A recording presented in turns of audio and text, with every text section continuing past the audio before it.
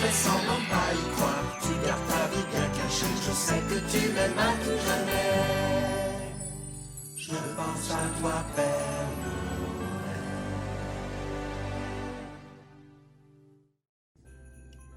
Allô, c'est moi toute seule.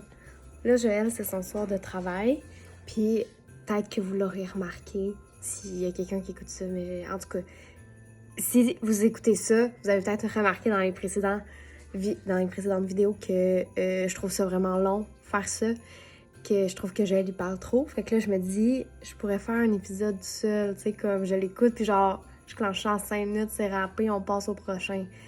Mais là, ça va extrêmement mal. Déjà, trouver la vidéo dans son ordi, c'était compliqué.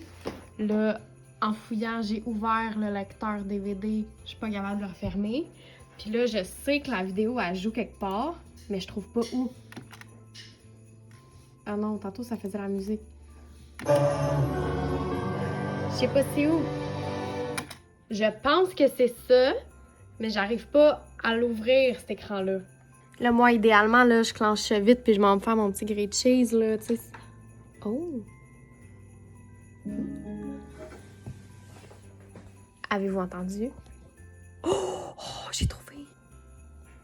Ça part! Bon, ok, je l'ai fini. Là, sûrement que la qualité de l'image est dégueu comparée à d'habitude, puis genre, je sais pas, on entend-tu la laveuse? Attendez. Je pense que oui, mais ça va être ça. Alors, j'ai écouté l'épisode 10, je pense, ou 9. Ça s'appelait Le tapis volant. C'était pas un épisode dont je me souvenais avec le titre, mais après ça, ça m'est revenu. Et là, bon, j'ai pris des notes, là. Parce que d'habitude, c'est Joël qui le fait, puis je ris de lui.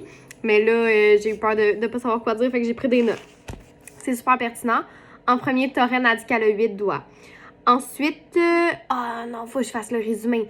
OK, alors ce qui se passe, c'est qu'il y a un enfant qui demande au Père Noël et au lutin de recevoir un tapis volant pour pouvoir aller voir son père à Noël, qui est dans un pays dont j'ai oublié le nom parce qu'il travaille là-bas. Et il veut aller le voir. Fait qu'il demande un tapis volant et là, les lutins, ils savent pas trop comment le construire. Folky essaie une affaire. Il envoie Gylfi le tester dans les airs, ce qui est une idée audacieuse. Ça se passe mal, Gylfi tombe. Et là, il repère un magasin dans le pays qui semble être un pays oriental. Ça a l'air bon. C'est du piment rouge mariné extra fort. Ah bon? Alors?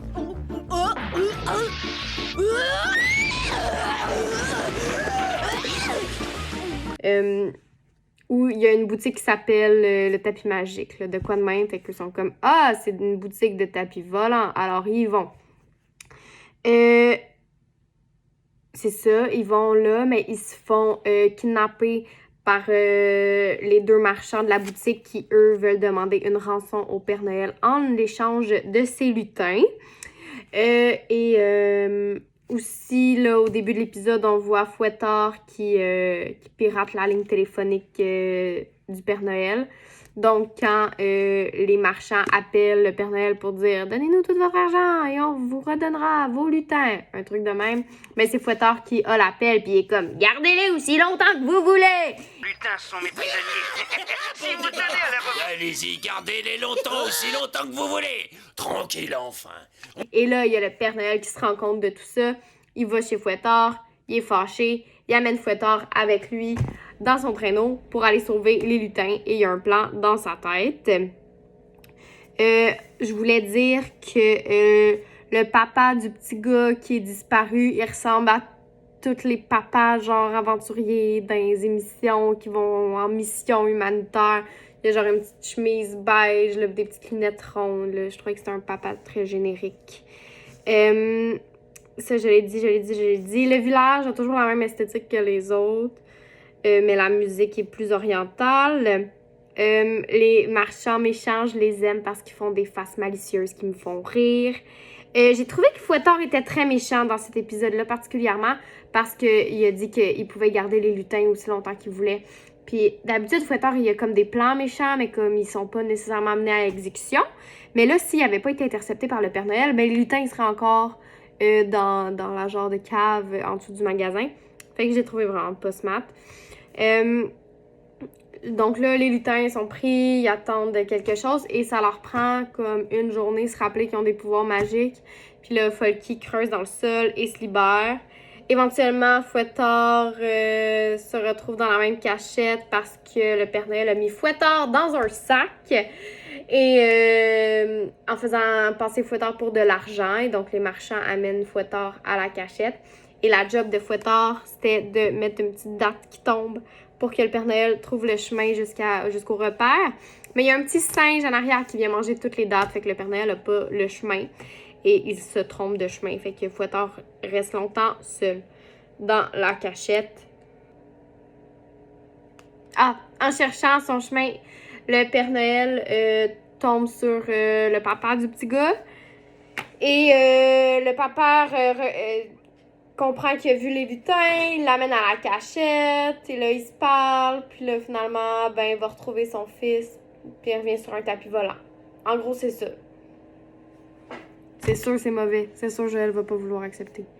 Ok, bye. On croise les doigts. On n'échappe pas à la colère du Père Noël. J'ai oublié les balles de neige.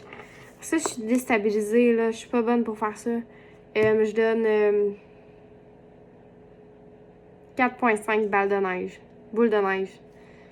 4.5 boules de neige. Puis je veux plus recommencer tout seul. J'ai pas aimé ça. Ok, bye.